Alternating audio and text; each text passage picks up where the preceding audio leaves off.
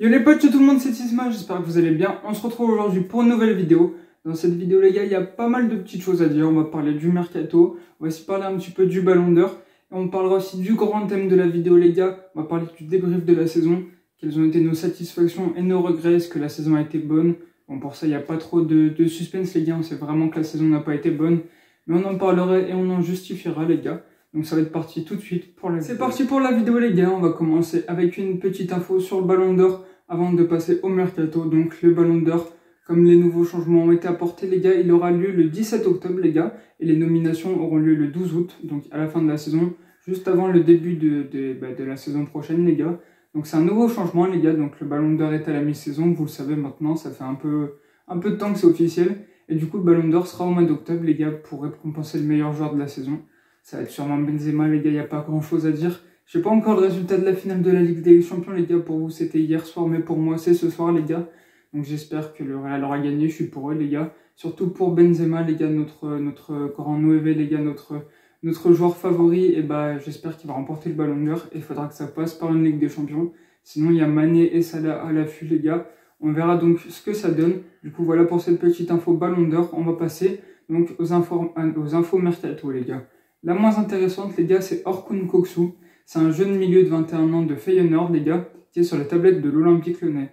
Pour remplacer Tanguy Ndombele, Thiago Mendes ou encore Oussema Aouar qui sont sur le départ les gars, Lyon a fort à faire pour se renforcer les gars, et donc ils sont à l'affût sur le dossier du milieu de terrain turc les gars. Il a quelques sélections déjà du côté de la Turquie, c'est un bon joueur, une belle pépite de Feyenoord. Il faudrait environ 15 millions d'euros, mais il y a du monde sur le dossier. On espère qu'il sera pour Lyon parce que c'est un bon petit joueur les gars. Du coup voilà pour cette petite info mercato. On va passer à la deuxième plus importante les gars, c'est l'officialisation, parce que oui déjà, Lyon a officialisé son premier transfert cet été, enfin sa première arrivée. C'est pas ouf, attendez-vous pas à un truc de ouf, un titulaire indiscutable dans l'équipe les gars, parce qu'il va faire office de troisième gardien. C'est Rémi Rioux, ça vous dit quelque chose, c'est normal, il a déjà joué à l'OL sous l'époque de Hugo Lloris, ça devait être le deuxième gardien les gars. Il a fait quelques beaux matchs du côté de l'OL, et donc il décide de revenir pour finir sa carrière. Il a plus de 34 ans à peu près maintenant, et du coup il revient pour faire office de troisième gardien, ce qui va signifier donc que certains joueurs vont partir les gars, notamment des gardiens du coup, parce que c'est un peu logique, sinon on va se retrouver avec beaucoup trop de gardiens, ça va faire 5, plus Mathieu Patouille 6, mais bon il y a encore une petite belle année à faire chez les genoux avec la réserve. Du coup il va y avoir des gardiens qui vont partir. Je pense notamment à Julian Pollersbeck qui va sûrement se retourner en Allemagne les gars, mais c'est pas encore officiel, donc on va attendre que ça se fasse gentiment. Puis pourquoi pas Malcolm Barcola ou encore Kane Bonneville les gars, un de ces deux va peut-être se faire prêter pour qu'il nous reste 2 ou 3 gardiens, enfin surtout 3 gardiens du côté de l'OL. Et j'ai oublié de dire que Rémi Rioux, son contrat est jusqu'en 2024, félicitations à lui, bon retour. C'est une légende des gardiens de l'OL, pas à hauteur de Coupet, de Vercoutre, encore d'Hugo Lloris, mais pas loin derrière parce qu'il a fait vraiment de belles choses du côté de l'OL. Du coup voilà pour l'officialisation. On va parler la dernière petite info avant le débrief de la saison les gars. C'est Paqueta les gars. Malgré qu'il a mis un gros message sur son Twitter pour dire qu'il va essayer de faire mieux l'année prochaine les gars, la saison prochaine, et qu'il est là pour continuer à l'Olympique Lyonnais, Newcastle ferait de Paqueta son dossier principal cet été et son plus gros recrutement, parce qu'ils veulent mettre pas loin de 59 millions d'euros, donc environ 50 millions de livres. Donc pour ça, ils veulent s'attirer Paqueta, ils veulent faire taper un gros coup dans leur équipe. Ils ont fait une bonne deuxième partie de saison de Newcastle, ils ont réussi à se maintenir malgré ce que je disais au mercato d'hiver après leur achat les gars. Mais du coup, ils ont fait une bonne saison et ils seraient capables de monter en puissance d'ici les prochaines années. Et pour ça, il faut recruter des joueurs. Donc ils ont lancé loin leur filet, ils ont demandé à plein de joueurs s'ils voulaient venir. Paqueta, on ne sait pas si c'est oui, si c'est non. Di Maria, ça a été oui. Par exemple, Moussa Diaby, qui a fait une superbe saison, pour lui c'était non. Il préfère rester à Leverkusen. Mais du coup, Lucas Paqueta, ce serait peut-être un oui. Il serait prêt à mettre plus de 59 millions d'euros sur son dossier. Moi, j'espère que Paqueta va rester. Parce que malgré que ça peut nous apporter un gros chèque, 59 millions déjà, c'est pas assez. Donc il faudra au moins 70 millions pour moi. Ah, ça y est, ça commence les gars. Je vais remettre ça dans 2 secondes, mais pour laisser Paqueta, il faudra au moins 69 millions d'euros, donc un peu plus quand même, 10 millions de plus. Du coup, j'espère qu'il va rester, c'est notre meneur de jeu, c'est lui qui dribble, c'est lui qui envoie les ballons vers l'avant, avec Tekra aussi les gars. Du coup, voilà pour ça, et on va passer tout de suite au débrief de la saison, juste le temps que je remette ça et c'est parti. C'est parti les gars pour le débrief de la saison, j'ai pu remettre le décor, j'espère qu'il va pas tomber pour une fois. Du coup, on va passer directement dans le vif du sujet, les gars. On va commencer par les stats de l'Olympique Lyonnais qui a fini 8e cette saison en Ligue 1. Donc cette saison, il s'est passé plusieurs choses. On va parler de victoires, de défaites et de matchs nuls, des buts marqués et encaissés, les gars. Donc pour ce qui s'agit de victoires, les gars, on n'a seulement gagné que 17 fois, ce qui est vraiment pas assez pour un club qui vise la Ligue des Champions. Il faudrait quand même un peu plus gagner parce que c'est vraiment une saison qui s'est pas très bien passée, les gars. Comme vous le savez, la saison a été mauvaise. Et du coup, les gars, on a gagné seulement 17 fois, c'est vraiment pas beaucoup. Ce qui est lié à un manque d'efficacité devant le but, on y reviendra après. Donc, sur ce qui s'agit des matchs nuls, les gars, on a fait donc 11 nuls, les gars, 11 égalités. Donc, c'est un peu quand même beaucoup pour un club, encore une fois, qui vise la Ligue des Champions. Ça, on va le répéter. Parce que franchement, Lyon doit conclure des matchs qu'ils n'ont pas conclus. On s'est fait égaliser à la dernière minute. Ou encore même, on a perdu à la dernière minute, comme Nice, comme le PSG, comme Saint-Etienne, comme Clermont, comme beaucoup trop de fois cette saison, les gars.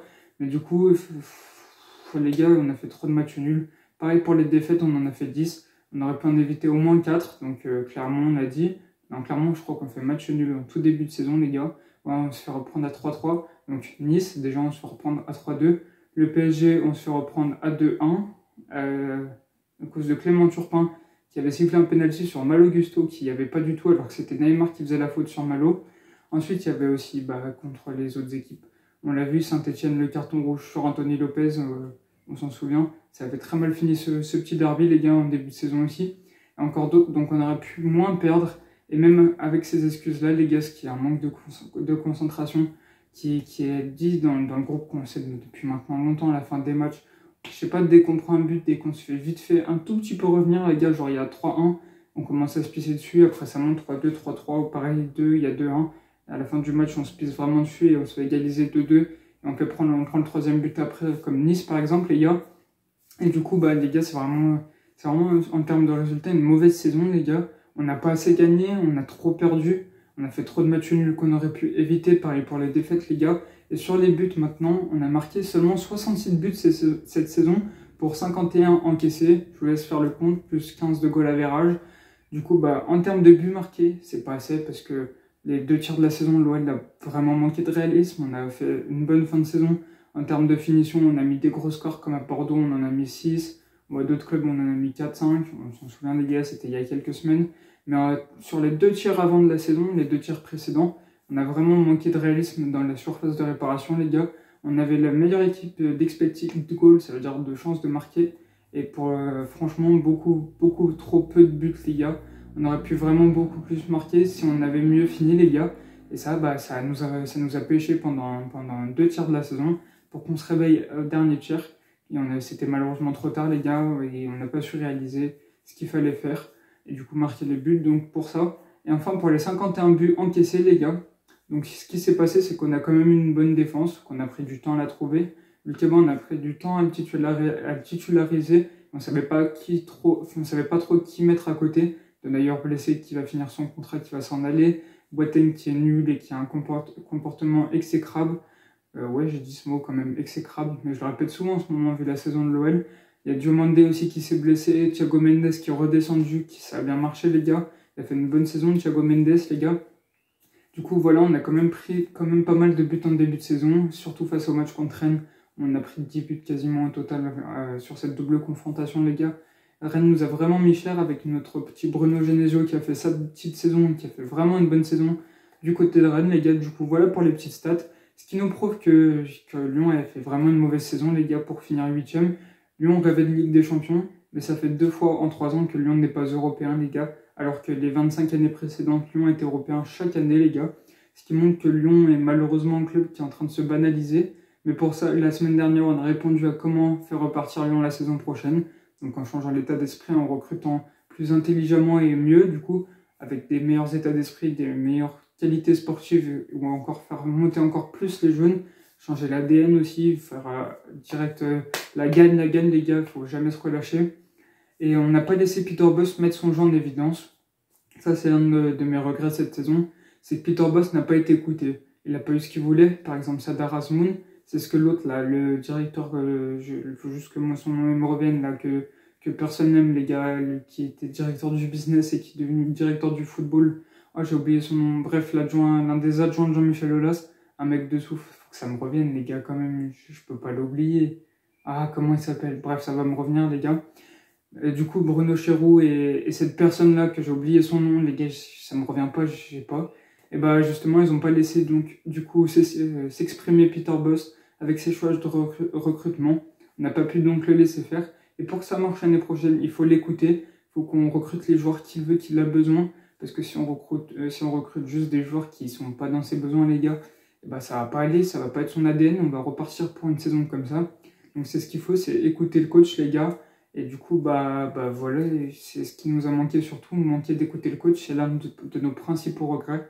Nos satisfactions, par contre, il y en a quelques-unes quand même, malgré cette saison catastrophique.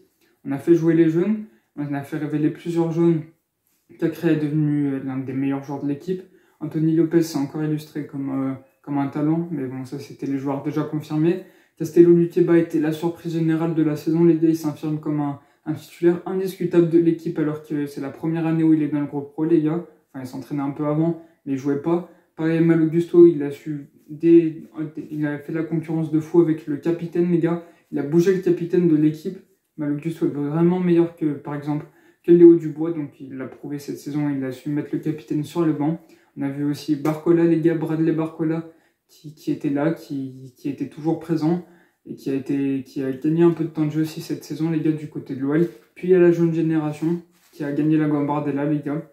Et les féminines de la Ligue des Champions, félicitations à elles, les gars, j'y arrive pas. Leur 8e Women's Champions League, les gars, ça fait plaisir, elles l'ont vraiment mérité, elles ont écrasé le Barça, les gars.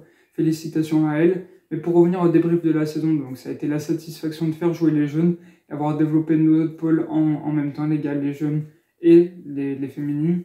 Ensuite, on n'a pas su gérer notre business, vraiment, les gars, on a mis de l'argent là où il fallait pas. Shakiri Boateng, par exemple. Du coup, bah, c'était ce qu'il fallait pas faire, recruter plus intelligemment. On en a parlé il y a 5 minutes, les gars. C'était ce qu'il fallait vraiment faire pour avoir les ingrédients d'une bonne saison. Et c'est ce qui n'a pas été fait surtout cet été de la part de Jean-Michel Aulas. Ça y est, ça recommence, le décor il tombe. J'ai oublié son prénom, ça me tue, les gars. Il s'est embrouillé avec Juninho, je l'ai dit la semaine dernière, je l'ai son nom. Je sais, ça me saoule, ça me stresse, je l'ai plus, les gars.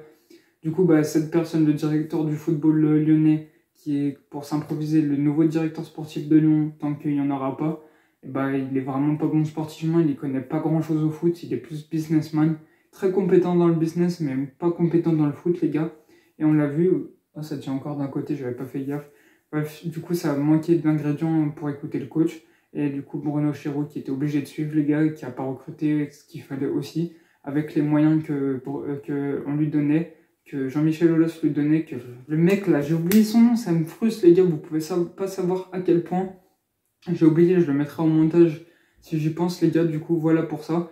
Pour le débrief de la saison, donc ça a été vraiment une saison compliquée parce qu'on n'a pas écouté le coach, et après le mercato, on n'a pas suivi ce qu'il fallait dire. Il n'a pas su mettre en place son jeu offensif, les gars, donc il a remanié aussi l'équipe tout le temps, tous les jours. On n'a jamais de compo type un peu comme le PSG, les gars, cette saison. Donc on essayait de faire chantier par-ci, chantier en défense, chantier latéral droit, chantier sur le dispositif. Ce qui a manqué de notre défense en début de saison, les gars, et ce qui a manqué de notre attaque pendant les 2 tiers de la saison. Paqueta, qui a été la satisfaction du début de saison, qui a fait une première moitié de saison idyllique avant d'être fatigué et avant de retomber courant d'air, les gars, avant que ça retombe, qu'il soit un peu moins fort en deuxième partie de saison. Du coup, ça a été aussi un regret sur la seconde partie de saison. Mais il a su faire un bon début de saison, les gars. On jugera chaque Lyonnais un par un dans les prochaines vidéos. Bon, pas un par un, mais on jugera peut-être 3-4 dans chaque vidéo, les gars. On leur mettra une note sur 20 ou sur 10, on verra ce qu'on va faire, les gars. Du coup, voilà pour ça. Une saison catastrophique parce qu'on n'a pas écouté le coach. C'est ce qu'il faut retenir de cette saison. Faut pas que ça se reproduise l'année prochaine. Faut qu'on lui donne les moyens de faire ce qu'il veut faire. Peter Bosz qui mette son ADN de jeu dans le Lyonnais, les gars, et dans l'équipe, qu'on l'écoute et qu'il faut que les joueurs aient un meilleur état d'esprit aussi. Parce que sinon, ce sera vraiment compliqué. C'est ce qu'il faut retenir de cette saison-là. Qu'on n'a pas assez écouté le coach, qu'on avait des joueurs qui avaient un mental éclaté, un comportement qui est digne des joueurs de Ligue 2. Et du coup, bah, voilà pour ça, les gars. J'espère que vous avez kiffé ce petit débrief de la saison et les petites infos avant. Du coup, on se retrouve la semaine prochaine. N'hésitez pas à liker, à commenter et à vous abonner. Ciao, ciao.